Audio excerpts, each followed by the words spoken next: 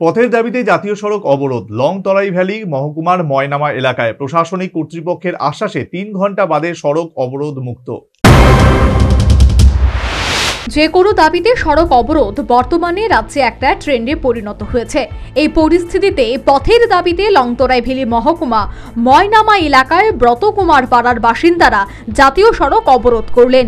এলাকাবাসীর অভিযোগ, দীর্ঘদিন যাবৎ এই ব্রতকুমার পাড়ার রাস্তার বেহাল দশা।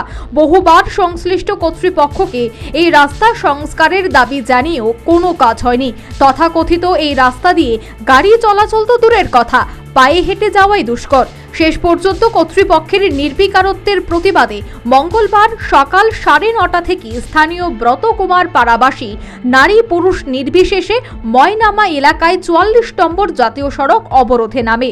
স্বাভাবিকভাবেই অবরোধের ফলে ব্যস্ততম রাস্তার উভয় পাশেই বহু যানবাহন আটকে যায়। তৈরি হয় এক বিশৃঙ্খল পরিস্থিতি।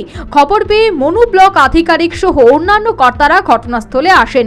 এলাকাবাসীকে বুঝিয়ে সুঝিয়ে পথ অবরোধ মুক্ত করার চেষ্টা করেন, কিন্তু এলাকাবাসীরা তাদের দাবিতে অনড়।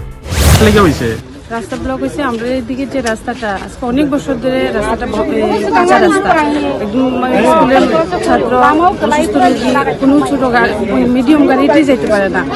আর লিখিত দেওয়া হয়েছিল আজকে 2 বছর আগে যে রাস্তাটা করবো, 15 দিনের মধ্যে হয়েছে, কিন্তু রাস্তাটা কোনো কাজই করা হয়েছে না।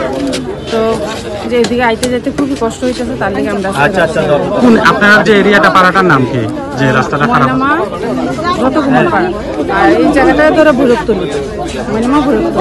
তো আপনারা কি সিদ্ধান্ত নিচ্ছেন? আমরা আজকে সিদ্ধান্ত নিলাম যে এখানে কাজ শুরু না হওয়া পর্যন্ত, আজকে কাজটা শুরু মাটি বা যদি শুরু না করা হয় আমরা শেষ পর্যন্ত ঘটনাস্থলে আসেন ডিসিএম সহ অন্যান্য উচ্চপদস্থ প্রশাসনিক কর্তা ব্যক্তিবর্গ। শীঘ্রই সংশ্লিষ্ট রাস্তা তৈরি করার ব্যাপারে প্রতিশ্রুতি দেন ডিসিএম এবং ডিসিএম এর প্রতিশ্রুতির ভিত্তিতেই দুপুর 12:30 নাগাদ স্থানীয় সাধারণ পথ অবরোধ মুক্ত করেন।